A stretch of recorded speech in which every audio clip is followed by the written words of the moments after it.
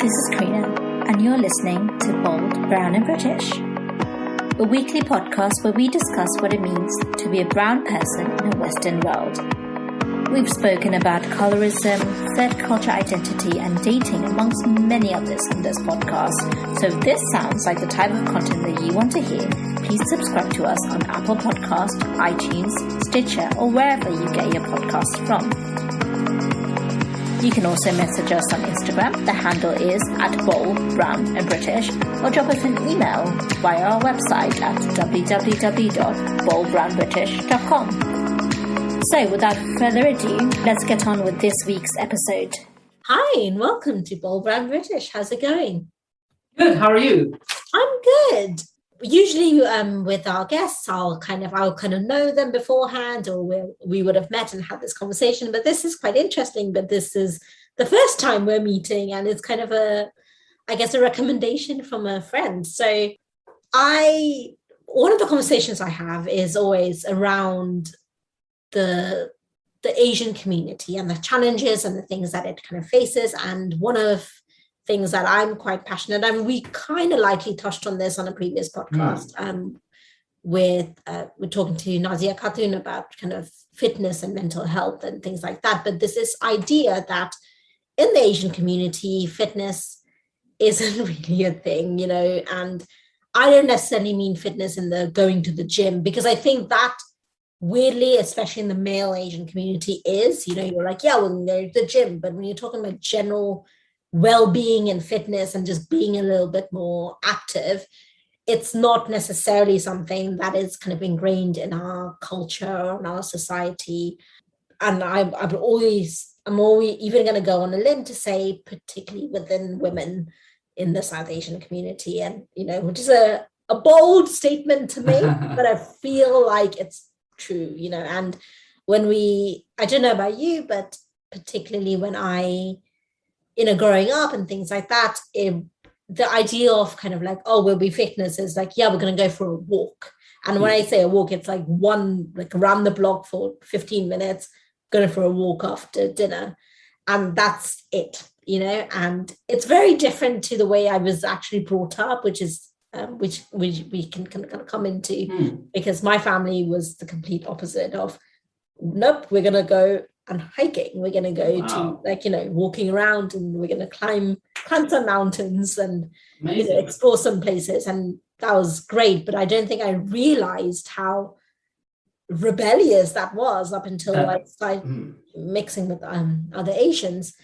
So I was having this I was having this discussion with our mutual friend, and he recommended, not particularly you, but your Meetup Group. So he said, hey, do you know that there is this Meetup Group called Active Muslims? You should really check them out. They're great at what they do, and that's exactly what they're encouraging. You should talk to the host of it to get on your podcast to talk about this too. And that's, I guess, what led me to kind of reaching out to you. Sure. I totally agree with everything you've said. And actually, I think it's quite rare for someone in our community to actually say that, I was encouraged to hike. I was encouraged to do this. In my experience as well, in our communities, we generally do not encourage that in children. And I think there's a reason for it. We are kind of brought up that way, and I give you an example. I think a typical example, and I think I have that kind of typical example in my own life. My parents have passed away, may Allah grant them Jannah, and they were extremely hardworking, like most parents of that generation, maybe the first generation or the second or whatever, and incredible people in terms of what they did to try and support their children, to make a living. And, my father worked day and night, literally. And so did my mother. There's very little time that we had where we actually went out, maybe to a park and had a picnic. That's as much as we would do, with our kebab rolls or whatever it was. That's what we do, isn't it? But beyond that, it's maybe a few trips abroad to Paris or Belgium, and that was it. There wasn't a huge amount. There wasn't this encouragement to say, fitness is a thing. You must look after your body. You must eat healthy. Those things weren't really something that were ingrained in us. So, and they did their best. They just didn't know any better, really, to take time out for themselves. And that's part of the issue I think we still have in our communities. The only thing that's happened when I discuss this with people is that there is the disparity between the two is greater now than it has ever been. So you have some younger people generation, as you say, they go to the gym and they don't understand it at all. They just completely sort of say, what are you talking about? I go to the gym, my friends go to the gym. Yes, you do. But there are another set of people who simply don't do anything. They hardly do any exercise. So there is a challenge here for us in our communities, and that's one of the reasons I started this particular group. I have actually been doing these kind of events for quite a few years, and in fact, I first initially started doing these boot camps, helping out in a boot camp with a group of organizers. So we used to run a boot camp every Saturday, every Sunday, 10 a.m. And I remember in the summer this was about probably 4 years ago, probably had about 70 people turn up on the Saturday and the Sunday. And I tried to do the same thing with our sort of, let's say, Muslim groups or Asian groups. And I think there were 3 people interested. And so what was the difference?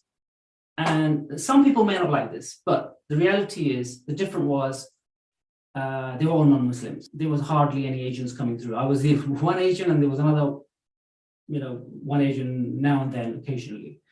There were Europeans, Eastern Europeans would come over.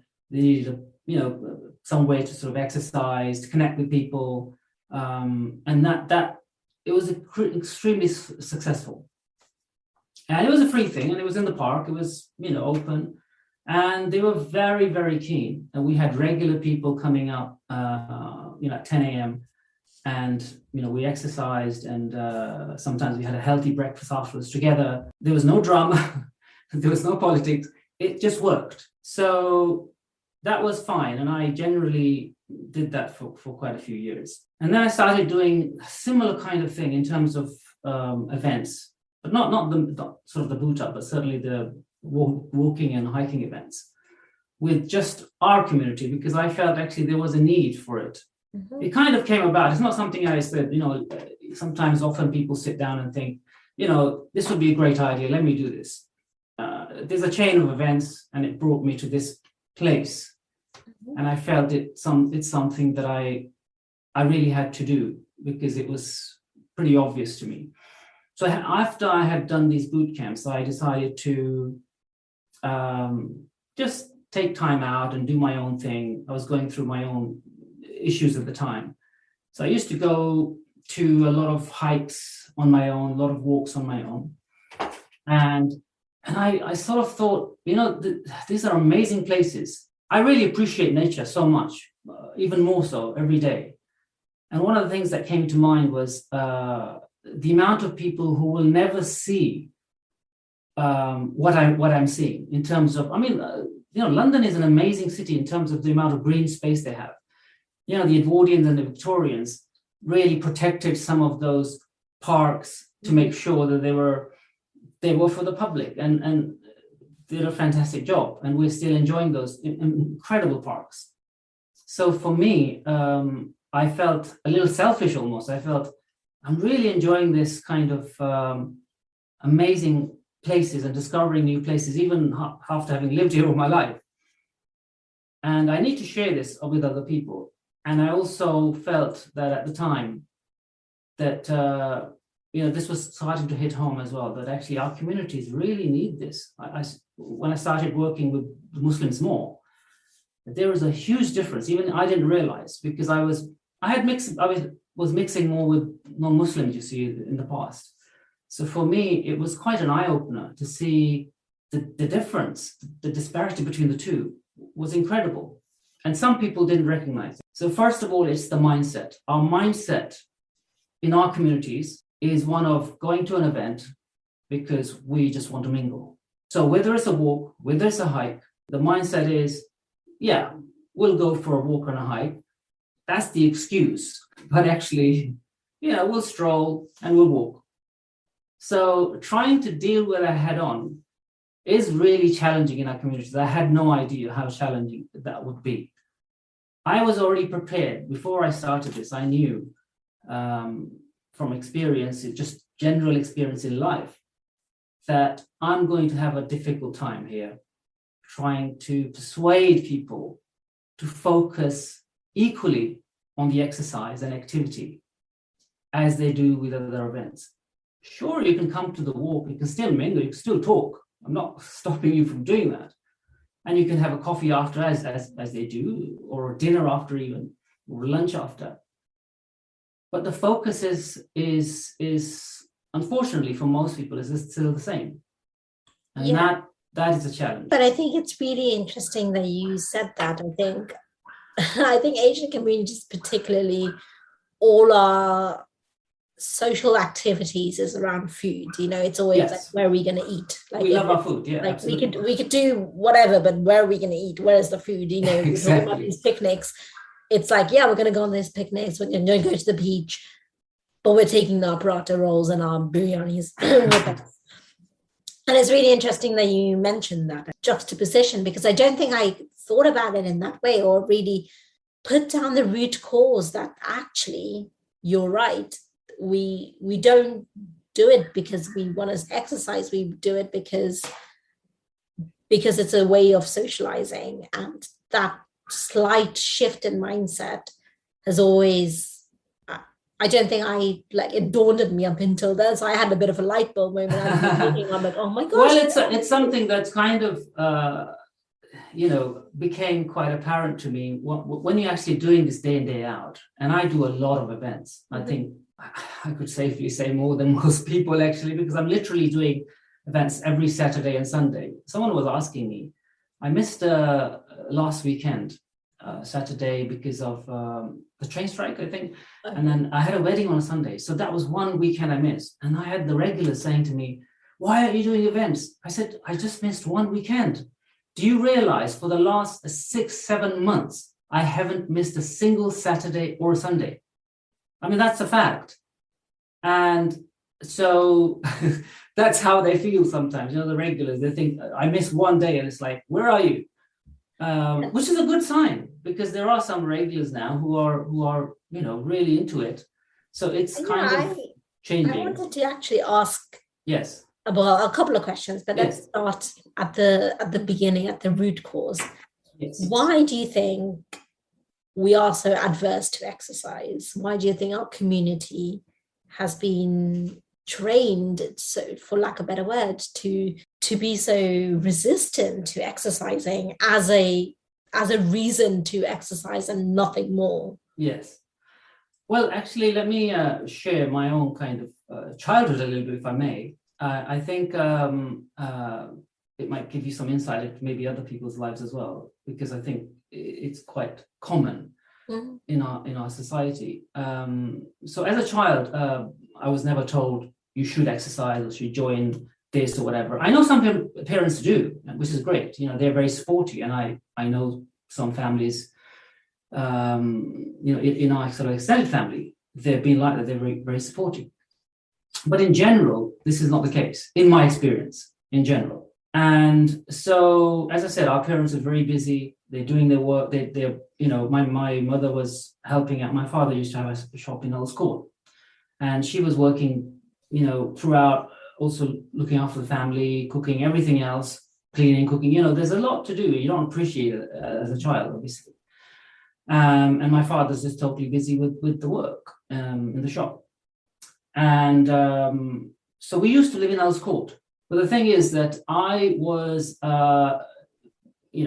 taken to primary school, but the secondary school was in Holland Park, which some people may now sort of recall from the Kyoto Gardens. which I think wasn't even there when I was a child. This is relatively new. I think we used to go and have lunch there. So my school was right next to it. So I happened to be quite active by accident. In terms, yes, I'll explain what that means. So I used to go from old school, from the shop. We used to live actually above the shop. So from the shop to school by walking. As a very introvert, shy child, I think it was just something, I don't know how that happened, but I think it just made sense just to walk there. And the thing is, the walk is about 25 minutes. So, I did it in 20, I was a fast walker. So I walked there 20 minutes and 20 minutes back. And you think that's all right for, every day, 5 days, great. But actually, it's a little bit more than that. And I say by accident because I thought, you know what, I don't feel, maybe I didn't feel comfortable or whatever, I don't know, at school. I hardly ever, I don't even remember if I had school dinners, only in primary school. I didn't have school dinners at all in secondary school. And the reason was, I decided to walk back at lunchtime. Now, just work this out. I've got an hour. So I walk back in 20 minutes. I have my lunch, which my mother had prepared, which is usually a paratha or something along those lines. And then have that in 20 minutes or whatever, and then walk back in 20 minutes. So I did that every day. So I did, sort of two trips a day. So walking kind of 2 hours, give or take. Exactly, every day. Not because they said, you should walk because it's better for the environment. Who knew about the environment at that time? Or, it's good for your body or exercise. No, absolutely not. That was not the reason. The only reason was it was just more convenient. It was easier. I didn't have to interact with anyone in a bus or whatever. Whatever the case was, I don't know what it was really. But the point is, I didn't have to do anything. I worked out about 26 miles a week. So a decent amount. But it wasn't because I want to keep fit, whatever. So I think that just naturally happened because I was doing that. So that was by accident. And then the other thing that started to happen in school was in secondary school. And I was pretty naive about the whole idea of, as an Asian living in this country and feeling different. So the other element to this is, at that time, blatantly you had racism. It was very blatant. I haven't had an 80-year-old swear at me and say, go back home for a long time. But at that time, that happened. And I'm really glad that I was a little naive about it. I kind of ignored it. Just always felt that's weird. Why are they doing that? And when people started bullying me and racism in school, I still felt this is nothing. I didn't feel afraid at all. I didn't feel any threat. I just felt weird. Why? I live here. This is it. There's nothing, I don't understand this at all. I honestly didn't understand it. But I didn't quite realize how much risk I was in, because some situations I was very bullish with them. I just said, you can't do that. And I sort of kicked their storage room or storage compartment or whatever because they kicked mine. And they were sort of, tough kids. So there was somebody who used to work in the shop, an uncle, everybody's an uncle in our communities. So, and he said, I have a friend or a friend's son, and he does this thing, like self-defense or something along those lines. And I said, I would really love to learn that. And so he put me in touch with him. And he did some really elaborate animal style kung fu, and which was really, for a kid, it's amazing. You think, wow, this is great. It looks fantastic. And that's what got me interested. And I thought, this is a good way to defend myself, but this is far too elaborate. I need something a bit more practical. So I started researching, getting books and reading books. I looked at karate and taekwondo, all these kind of arts. And as it happens, by accident, I happened to be going by some old church, and there was a sign for some like kung fu style. So I went in, and there was only five or six people at the time in there.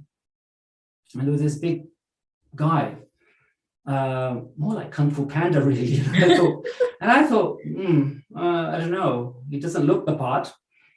And then, anyway, I joined it, and I was very intrigued because of the way they were doing things, very disciplined. And I liked that idea, there's some discipline here. He was very particular. He was so particular. And as it ends up, long story short, really, is that he was a Kung Fu master from Hong Kong. And he was an incredible guy, and I have never learned so much from anybody else since, because he was somebody who knew detail so well. Every other instructor I've seen, every art now, I have never seen that kind of detail. And in fact, they don't teach that way anymore. And so I learned a lot more than just the art, because I was into the philosophy of it. I was interested in so much. I was passionate about it. And it all started because of this bullying, really. So by chance or by accident, however you would like to see it, I ended up getting involved, and then I was a regular. And in fact, I realized afterwards that he came a very long way. They used to charge £1 or £2 or something. It was just something in martial arts. There's a lot of these instructors. Sometimes they do it for the passion, and because they're doing a service. It's part of their service. Yeah. This is how they get graded as well, because they've done so much work. That's how they get their dance and so on. So he was literally just doing it that way, and he wasn't interested in big classes or whatever. His cousin was the chief instructor, and he had tons and tons of classes and students, hundreds of students. And it's an international organization, which I didn't realize at the time. But he would just teach us, like 5 or 6 people. And so I learned so much from him. And I think that's when I first started to understand the value of actually learning things that way, techniques and exercising and so on. But I never related that to, our communities, to say, this is something that we should do. It was just something I was doing just for me. It has nothing to do with anybody else. And so fast forward now, and some of those elements that I had learned, and that what I had felt at the time in terms of the discipline, in terms of doing something in the right way and with the right passion, is something that I still try to follow through and still instill in the meetups that we do. And we were talking about it earlier in terms of our communities. Particularly, I guess ultimately it's about discipline, our mindset. We feel that actually, unless there is some dinner or coffee, it's not worth going. It's just not worth it. And that still is the case on most of the events. People have this mindset that I've been to all the other Muslim events, so it must be the same thing. We can just stroll. So I have to kind of explain that. I explain that on the Meetup Group itself. And I try to explain that on most of the events. I say to people, look, this is a walk, as stated. It's not a stroll. And I want you to be out of breath. I want you to get out of breath, and I want you to exercise. That's part of it. That's one of the reasons I've done this. There are plenty of other groups, and I have no desire to say, come, join, as many as you want, because I always limit it. I always limit actually the number. And and a lot of people ask me, why do you limit the numbers? Why do you do this? Why is this so particular, that you only allow so many people? Because so many people wanted to come, but I still do that. And the reason for that is, again, through experience. Having done this for quite some time, I felt that a group that is, let's say, roughly between 15 to 25 people allows those people to connect better in a 4 or 5 hour hike, for example. Far better. It's kind of a number that works really well in my experience. Anything more than that, and you start to kind of have a lot of distraction. And also there are practical elements in terms of, if you're going to toilets, it takes a lot longer. A larger group, you've got a trail of a mile, because there are strollers at the back. So there's many reasons why I limit it and why I'm so particular about certain things. And also there is a sense of value as well that I try to instill. So for example, I had somebody do an event with sort of unlimited amount as well in the past. And I said, the reason I don't make it unlimited, because it devalues it.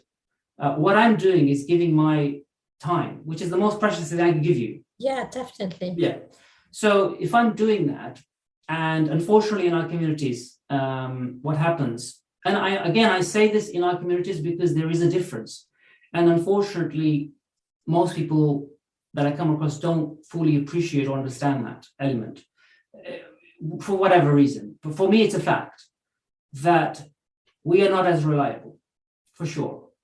That is a proven for me, because I've proved it time and time again with all of these events. And I've done it with non-Muslims. So the example of dealing with 70 people on a Saturday and Sunday, and for them to come regularly on time, that is definitely not the case with our communities. But as I said, it's not something to blame. It's where we are. It's where we are. And so, yes, I criticize that, but this is what I'm doing about it. I'm not just moaning about it. I am trying to do something about it. So it's constructive criticism. It's about recognizing that this is where we are, and we need to at least acknowledge that there is a difference, and whether we wish to change it or not. So this group is about people who are ready to kind of at least accept that or try it. If not, then there's plenty of other groups. It's not a problem. It's for when you are ready for it in your life to try and at least, incorporate some kind of discipline and a different kind of mindset. So I have a lot of people who would RSVP, and then they never turn up, and they don't remove the RSVP. And you think, okay, that happens. It does happen. It does happen on every meetup, but not half of the people. If you say 50 people and 25 every time, that does not happen in the non-Muslim ones. It does not happen to that extent. And that is something that I've experienced myself. Not only that, I have people who have RSVP'd for almost a year, and I have still not seen them, and they still do not remove the RSVP. Now, I don't want to be harsh with anybody, even though some people think I'm being very harsh with the limits and everything else. But they don't realize that actually I've never banned anybody. I'm still allowing them to do it, because one day maybe they'll turn up. And there are some people who are regulars say to me, bro, you should ban them, ban these people. They don't turn up. I say, look, there's another element to this. And so I've had, I can recall at least 2 or 3 people like this, who did the same thing, never turned up. And eventually they turned up. I never mentioned to them, why did you turn up for 6 months and not remove your RSVP? Very annoying. Other people have lost out because of you. No, I did not. I welcomed them. They were very happy with the walk. You could see some of them obviously a little embarrassed because they know what they've done. But the point is, I don't know where they were in their lives. I have people who are often very introvert and very shy. Now, there are some people who are not, and they don't get it at all. So I had an event, one every weekend, but so I did one yesterday and the day before, the Saturday one. So yesterday one was Windsor. So I went from home, I'm towards Kingston. So I went all the way to Waterloo, which is madness because I'm going the opposite way. I could have met them at Windsor. And some of the guys sort of said to me, why don't you just meet them there? Why are you taking it with stress? And I said, there are people who tell me, bro, just buy me the ticket. I'll just meet you there. Because it's about encouraging those people who just need that little bit extra right now. Yeah.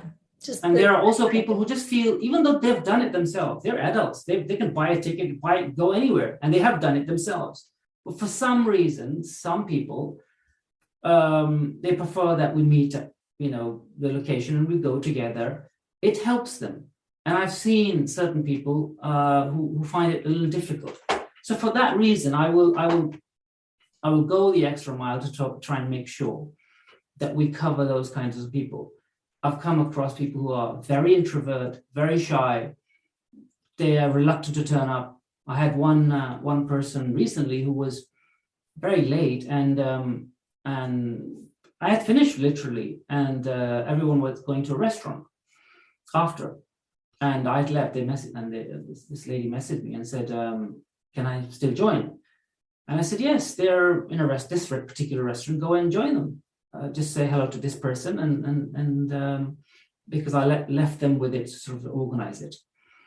And so they went from outside, and they went back. They said, "No, they're already there," and they felt uncomfortable, because perhaps they were a little shy.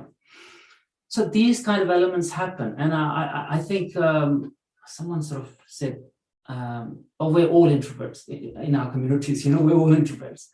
That kind of rings true to some extent. I think there's more introverts, perhaps, in our communities. I mean, I don't know. Sometimes it feels like that. But I think, those are the reasons why I sometimes are very particular and passionate about doing those things, and not just, banning people or whatever, because we are in a particular place. And maybe you can go all the way back to colonialism or whatever, and say why we're ingrained with certain things. I don't know, but certainly there is a difference. We need to recognize that difference, and we need to acknowledge it and say, do we want to change this? Is it a problem that we're so blasé about timing? Is it an issue or not? Decide. For me, it is, because it affects other people. When you're affecting other people, it matters.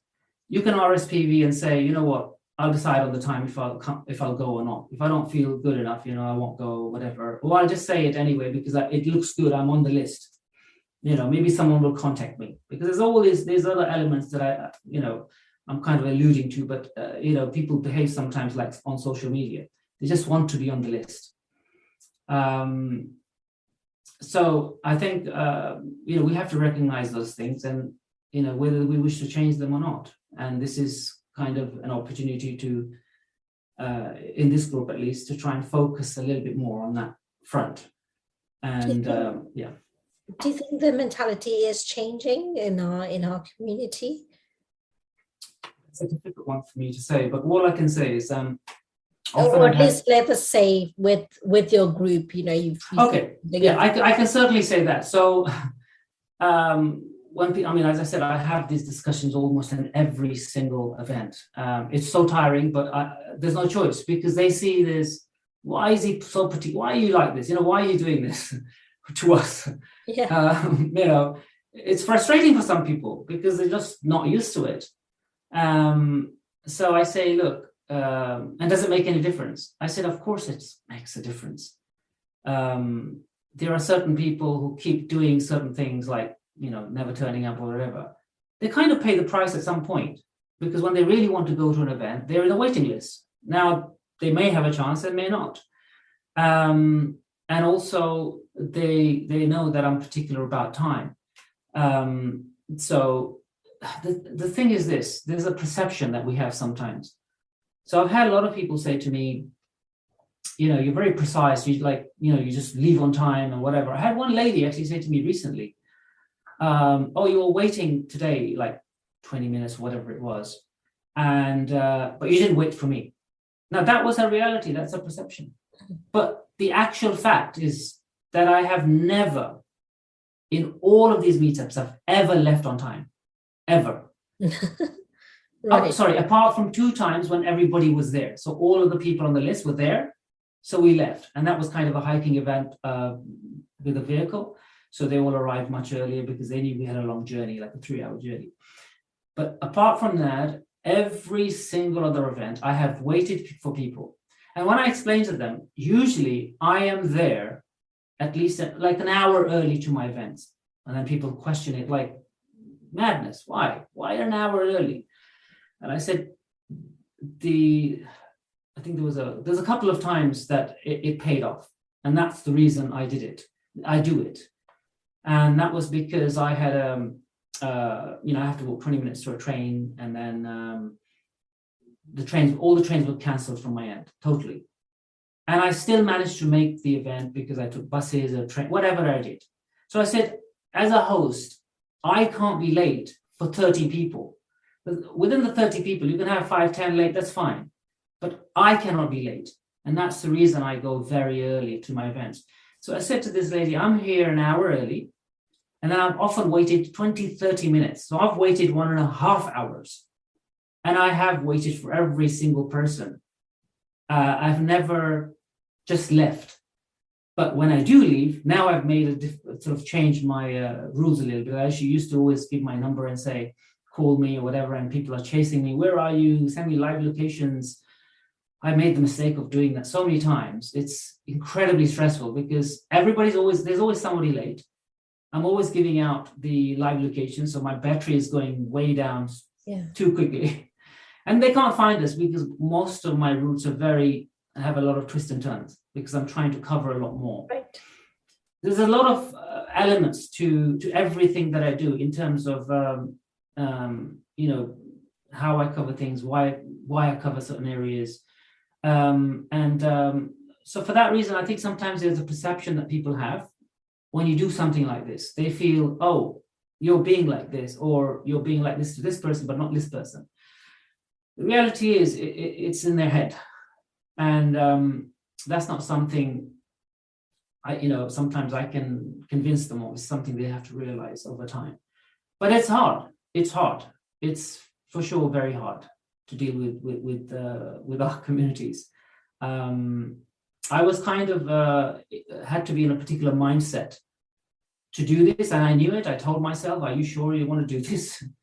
And I thought, okay, I am kind of ready in my life to do this. It's in front of me, and really, it's the logical thing to do. There are people who do appreciate it. There are people who actually really need it as well. Mm-hmm. And that's the reason I had to continue, because the kind of messages I got from some people really was very heartfelt. And I felt, I need to do it. I need to do it. But it is hard. As I say, majority of the people still, the mindset is something that it's slowly changing for some people, but obviously we keep having new people who have the same thing. But one thing that has happened though over time is that I've got a group of people, very reliable, very regular people. So I'm not kind of on my own now anymore, because you have people who get it, and they're there for the right reasons. They're there for the walks. They're the ones who ask me, where were you last week? Yeah. I missed one weekend, and they're chasing me about it. Very encouraging. So I have some people in the group now who are very, very positive and encouraging in doing the group. And what happens is any new members that come in, they realize, hold on a minute, these guys are just getting on with it. They're not moaning, they're just getting on with it. So it's a good example for others to see. But when I was totally on my own with new people, that was harder. So yes, it's a long way to answer your question, but yes, I see that change happening slowly, very slowly, but it is happening. And I see that people are starting to realize, okay, this is a little different. And they can decide. Some may decide not to come again because they realize, oh, we actually have to walk on this one.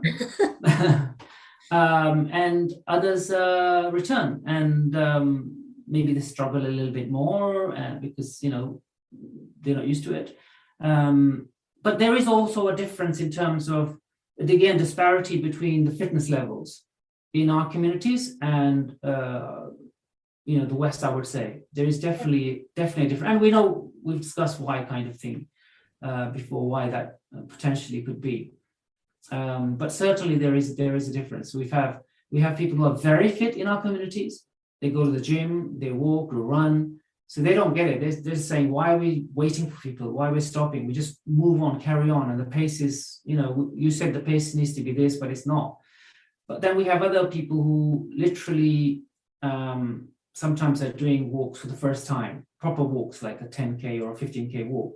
And they struggle. I mean, sadly, actually, I would say I've had people in their 20s struggle with a 15K walk. They've done half the walk and felt, I'm struggling. And I was saying to them, at this stage, you should be struggling with that kind of walk when you're healthy. There's no other underlying issues. You shouldn't have that problem at all. So you need to do more of this. You need to do more of these walks. So there is a difference. From my perspective, definitely there's a difference. And the walks that you do, or rather the routes that you take, rather than just the walks themselves, what do you base that on? Like, are you basing it on a mixture of the length and the scenicness, so for that lack of words, itself, or are you basing it on like particular trails? So like I say that because I grew up in Surrey, and Surrey is known to be absolutely green, and my weekend consisted of like walks around Box Hill and Surrey Hills. Yes, absolutely. Ups and down, and it's beautiful there. So stunning, I completely understand, but there's always that choice when you go and you're like, okay, am I going to take a trail that's easy but nice, much more scenic, or am I going to take one that's going to challenge me slightly more, and I might get to see different scenic types, not the stereotypical, it's pretty, yes, no, exactly. Like, oh my gosh, there's beauty in the different types of trees, for example, or beauty in the different trains. So how do you determine that between keeping it interesting and challenging, but also easy enough for complete beginners to still walk through? That's a really good question, actually. I like that question because I can answer it well. Yes, for me, I have this traffic light system, actually, very simple. I have this red, yellow, green traffic light system. So I try to cater for everyone. So I have what I call easy walks. Again, in our community, sometimes the easy walks are not so easy for some people. It's like easy walks are at least 10 kilometers. I think it's only about 6 miles, 6.2. It's really short. So I have to especially have even shorter ones for people, like Battersea Park one or whatever. So one thing I try to always do in all the walks, it has to be scenic. It has to have something. It has to have something. So when I do walks in I cover all the royal parks regularly. So I always have a royal parks walk, one of the parks in London. And they're stunning parks, honestly. Whether it's Richmond, whether it's, the 8 royal parks plus places like Hampstead Heath and whatever. So they have really hidden gems. And one thing that comes across almost every event, first of all, there are new people who've come to this country recently. So for them, it's new, good way to see the city, because I'm covering all of those central places anyway. Secondly, people who've lived here all of their lives. Either they have never seen a particular park, like Hampstead Heath, for example, or they've never seen it all. They've never seen, some of the hidden gems. I mean, Hampstead Heath is a very stunning, park, in my opinion. It's got nice little hidden gems. They're hidden away. And again, I don't blame people, because what happens is you go to a park, you have a picnic, you have your kebabs, and you go home. That's it, isn't it? But in reality, they've missed so much. So it's a good way for even those people who come to the events and they sort of say, wow, I didn't know this. They go to Richmond Park. Richmond Park is the largest park in London. It's funny how many people get that wrong. They always say Hyde Park. A lot of people from abroad, but oddly enough, even Londoners, sometimes they go Hyde Park. I say, no, it's the largest is Richmond. It's 3 times bigger than Hyde Park, I would say.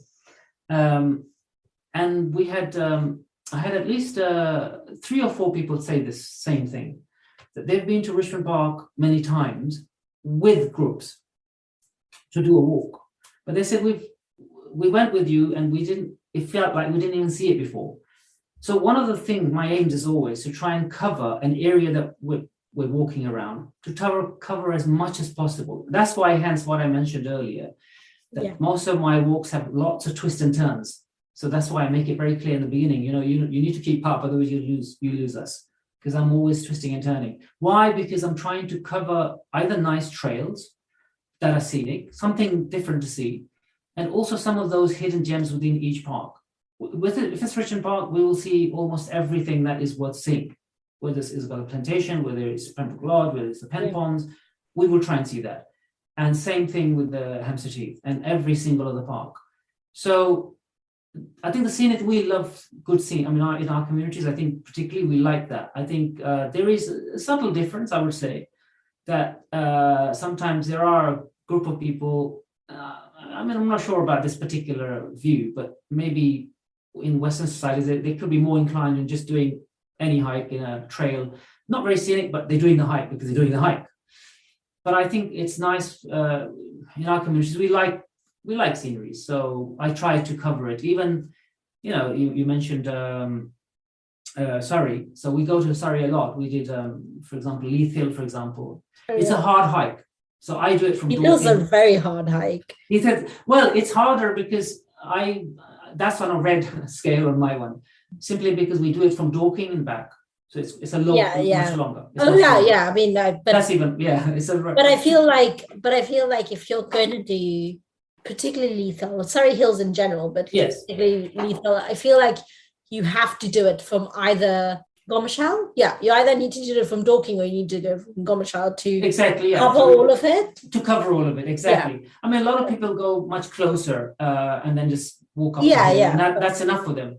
But when I do that one, it's particularly for people who are very keen. And the good thing about that one is actually, most of the people do turn up because they're very they're focused on that one. They know it's a harder one. And so that works out really well and very enjoyable. It's very diverse scenic views on that one as well. And again, Box Hill is the same. So those ones, are slightly harder. But what I try to do is to have consistency.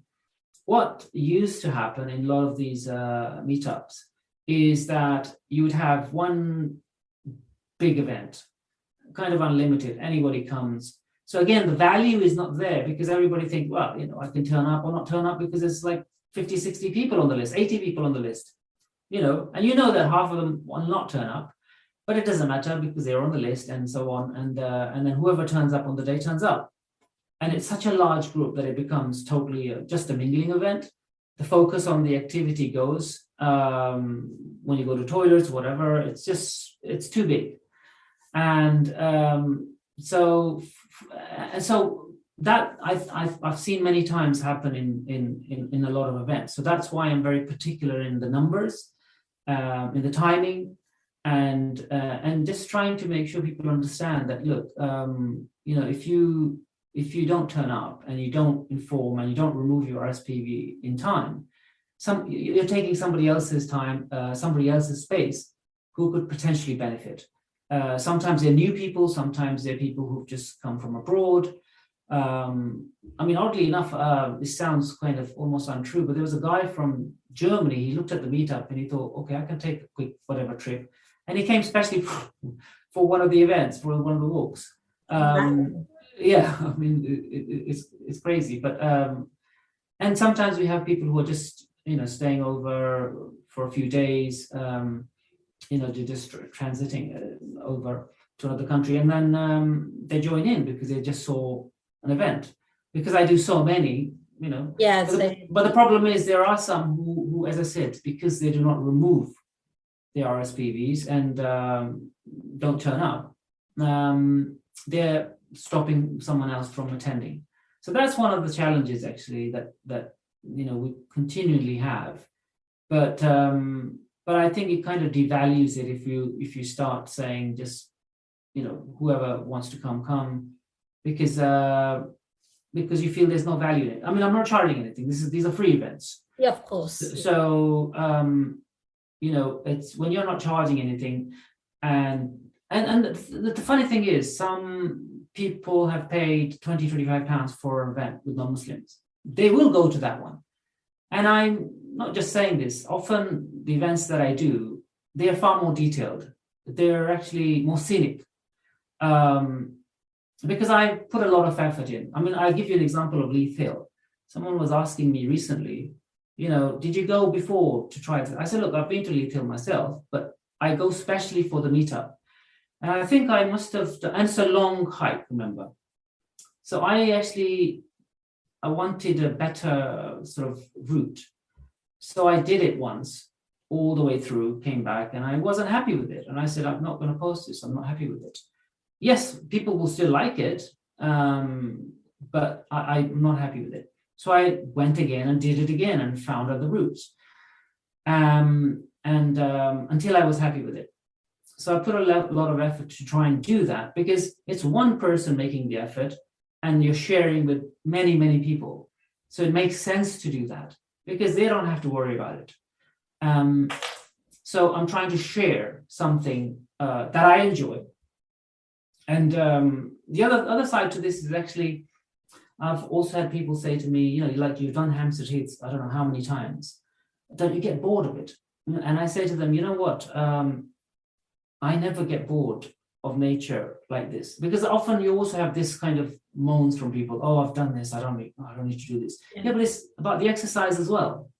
There are people who come regularly because it's exercise, and I give you the difference. So I actually went to Hampstead Heath a few times with other groups, just to find out.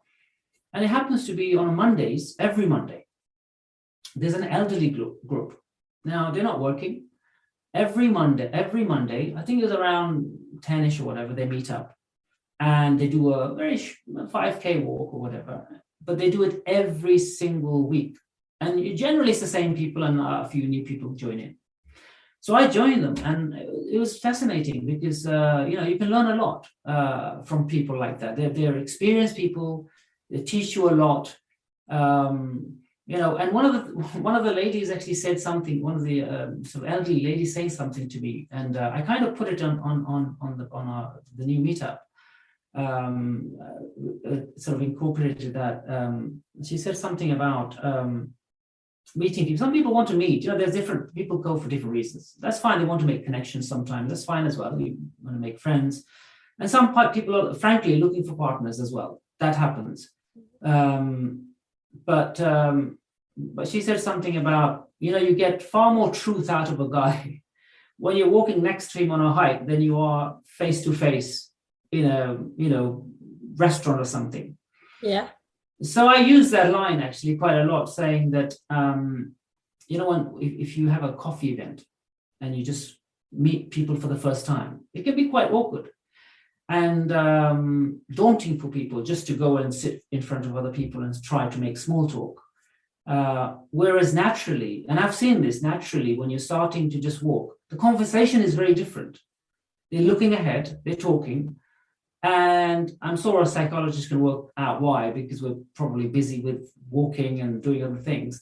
We tend to just, I think, have a better conversation. And by the end of that walk, there is a better connection if you go for a coffee after or a meal after. That's been my experience. So I always encourage people, fine, do your coffees and dinners, but maybe try this. This is better. Yeah. This is a better way. And how do you tackle, just because I'm super curious, how do you tackle the, wait, let's stop and let me take a photo? Because that happens a lot, where you're kind of, you're walking and it's easy to get distracted from the aim of we're here for exercise. Just we've spent 15 minutes just taking a photo. Taking photos, yeah, exactly. So there's actually two elements that can be disruptive. Well, three actually, in a way. One is toilets. So that's obviously can't be helped. It can't be helped. But what happens has happened sometimes. And I have to sort of, sometimes it gets like you're patronizing to people. You're trying to say things that are obvious, but you have to sort of say them. So I had an event where some people decided to go off onto the toilets. They didn't tell me. And so we're much further out. And then they're chasing me to say, where are you? And I said afterwards to them, I said, look, if you wanted to go to the toilet, first of all, there were toilets 5 minutes later. You should have asked me. Because I always look at the toilets. All my events, I say where the toilets are. I'm very specific about that. A lot of if you look at Meetup, if you see how I detail things, very detailed in terms of where the toilets are, timing, everything else. Even prayer, that when we're going to stop for prayer, because if people want to pray. And you don't get that with most of the meetups, actually. And that's what frustrated me when I used to go to other meetups. And I said, I'm not doing it that way. and I'm particular about those things anyway. So they were chasing me. So, and I was saying, if you do that, then you shouldn't chase me, because you went without telling me and you just went on your own. It disrupts things. So I have to kind of mention, don't just wander off. So that's one thing that can happen. The other thing is, if you have a coffee shop or something like that on the way, I mean, ice creams. Ice creams is the worst, because just some people can't resist it. You have to allow that much. You have to compromise to some extent, and they'll get the ice creams as long as it's not a huge queue or whatever, and they'll get the ice cream. With pictures, it's not been so bad, actually, I would say. Okay. Because what tends to happen is that I set the pace, and I deliberately stop at certain places just for a few moments, and they can take a picture, and then we move on. And because the group starts to move on, they kind of have to follow, because they know that usually the trail is, as I said, has a lot of twists and turns. They don't want to get lost. So therefore, generally they follow through. So that's not been a huge problem. It's usually the distraction. Food again, it's food. The distraction with food or ice cream, that's really the issue, which is kind of defeats the purpose. You're doing a 10K walk and then you have ice cream on top, or they'll bring what they call it, Oreos or something to have. Okay, that's the compromise I guess I have to make at the moment. Yeah.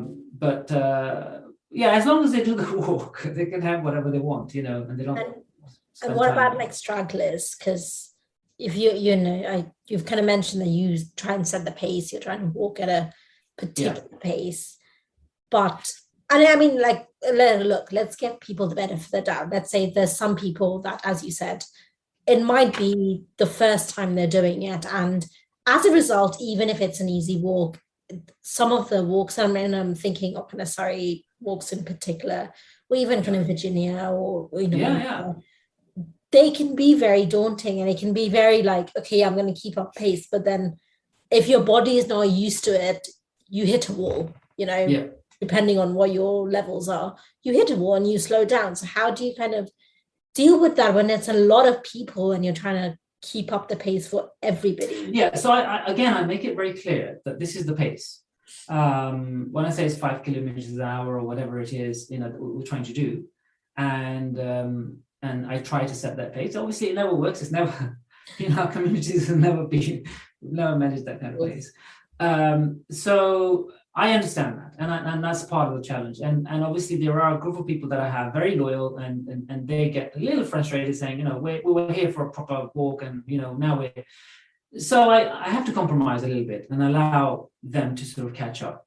So we have to stop for them, because they don't realize. And of course, you have new people coming in all the time, so that's always going to happen. I can't change that, but at least they're there. At least they're walking. Yesterday was very interesting, very frustrating one for me, actually, for a number of reasons. But it was interesting, the fact that you said it was a long walk, but it was actually a very long walk. So we were doing a walk from the castle, from the station, Windsor Reach Riverside Station, to the top of that viewpoint and around Virginia Waters. That's 25 kilometers. Yeah.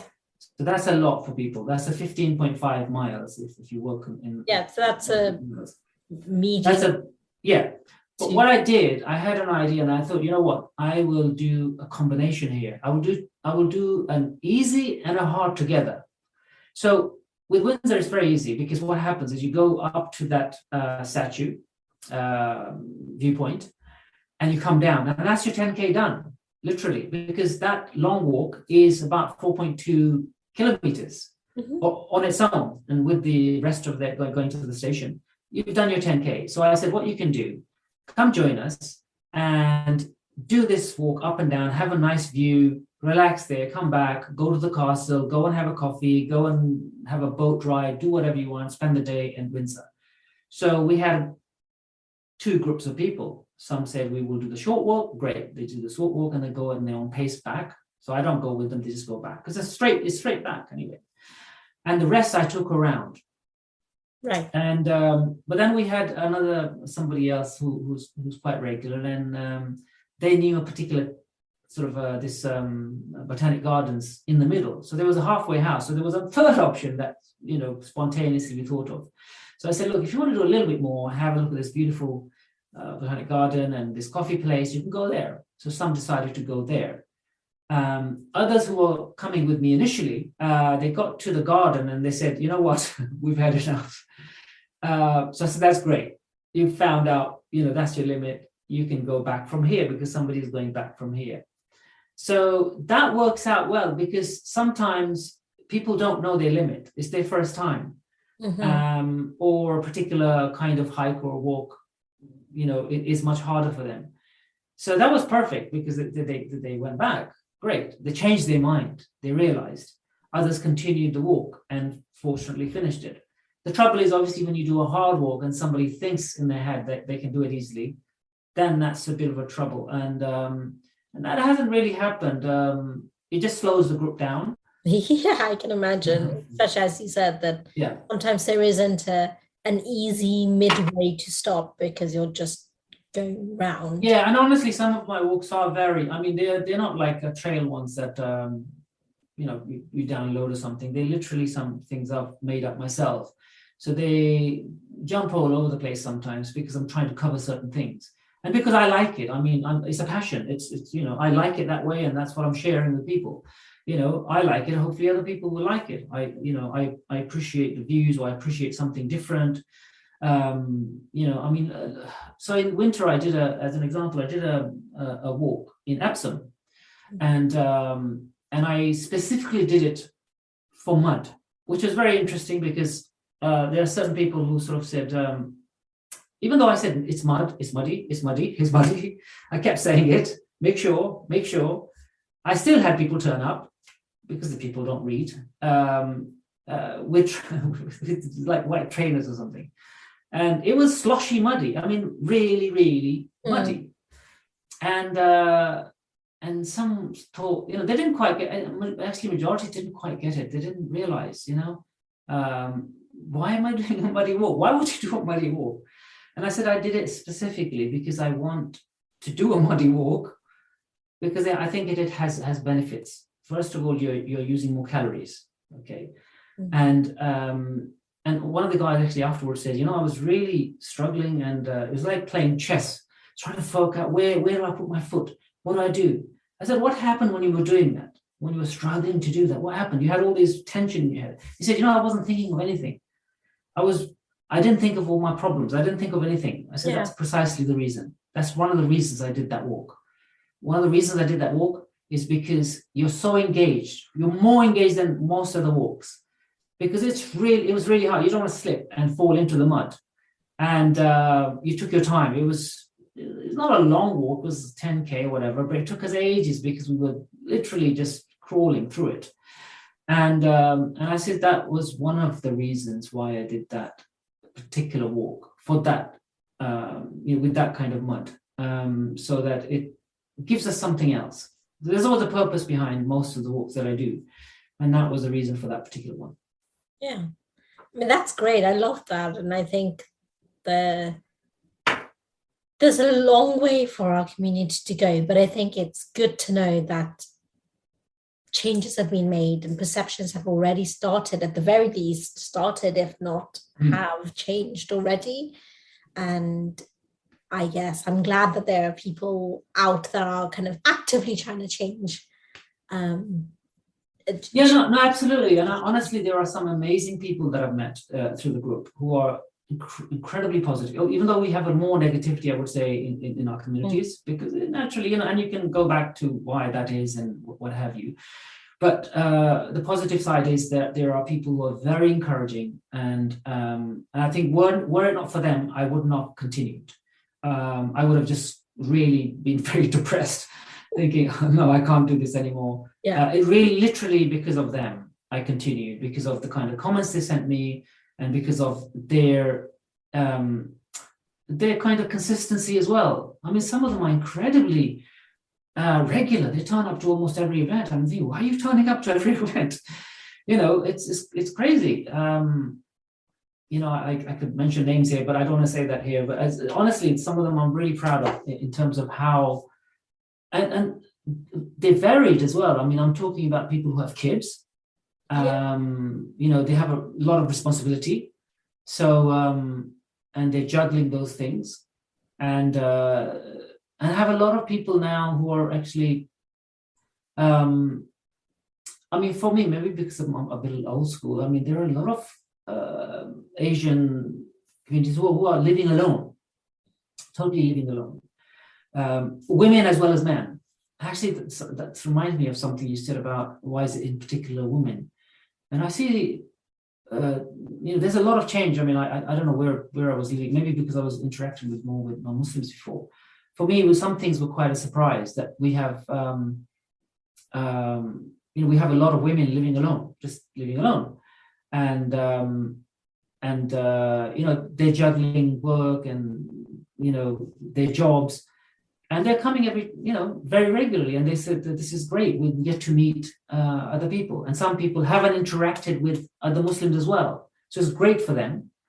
So we have parents, we have couples coming.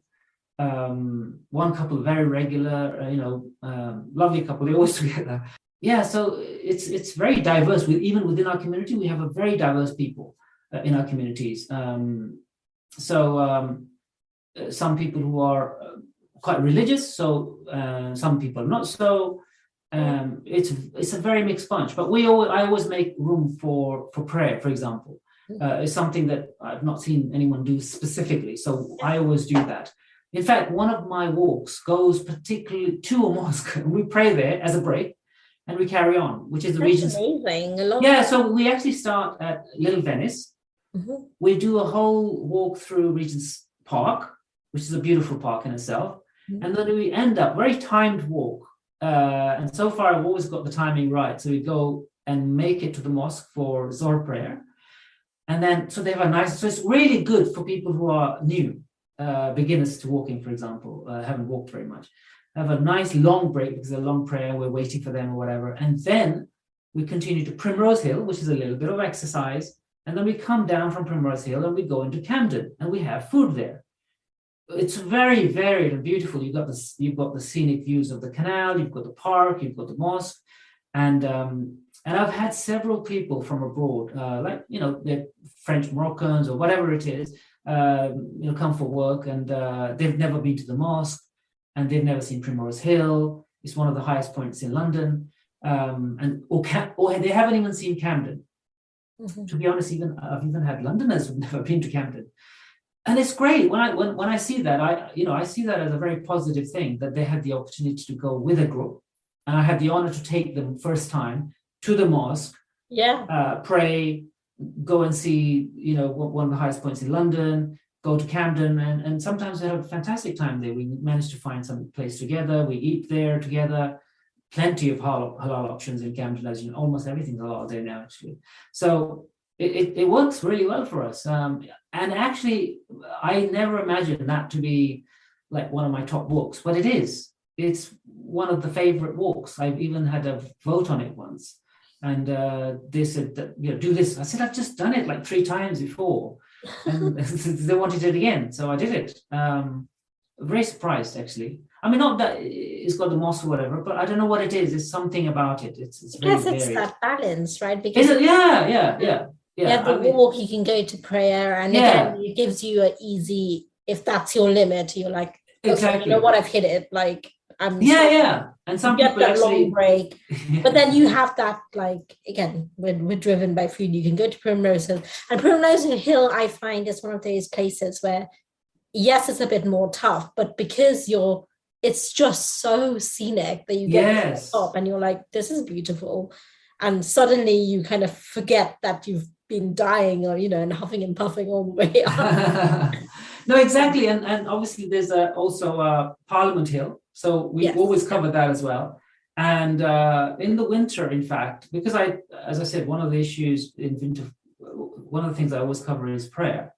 And in winter, this is really tough because we can't pray outside. Usually we just pray outside if it's a park or something like that. Even yesterday, that's what we did. And I can't do certain walks because of that reason. because it's too cold outside, even to do wudu or whatever. So I had arranged in winter, for example, Hampstead Heath one.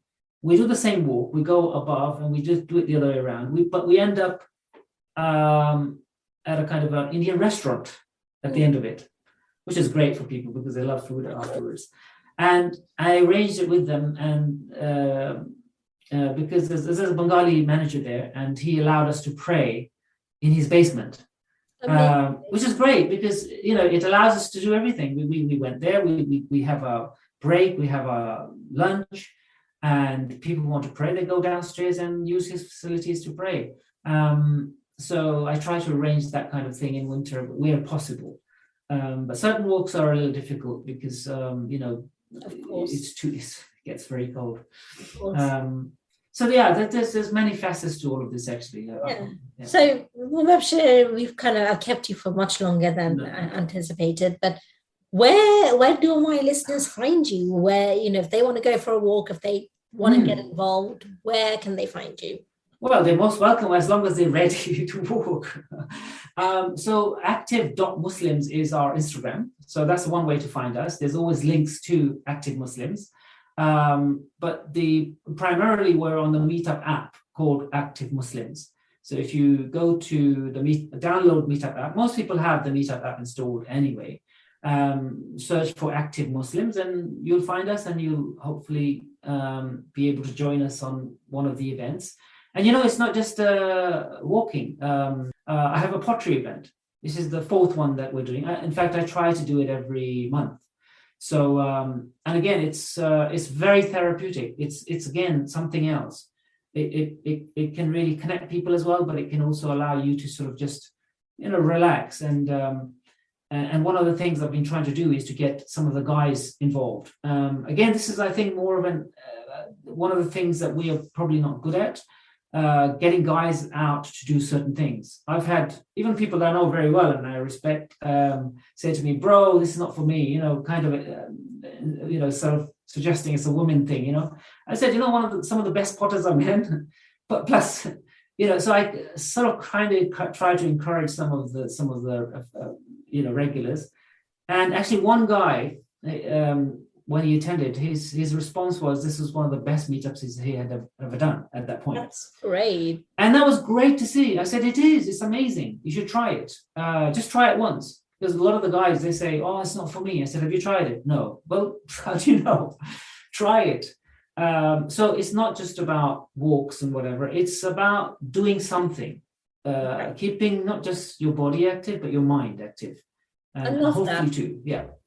I love that. Well, thank you so much for joining us. Thank you for having me. Thank you for having me. This has been a fantastic talk, and I feel like I can kind of carry on talking about walks and different routes and stuff with you forever, like for a long time. But nobody wants to listen to a 4-hour podcast. Exactly. But I might join you in one of your walks. Yes, please do. It would be a pleasure. Absolutely. Great. Thank you so much. Thank you so much. Thank you. Oh, Mikey, you made it till the end. I'm so happy.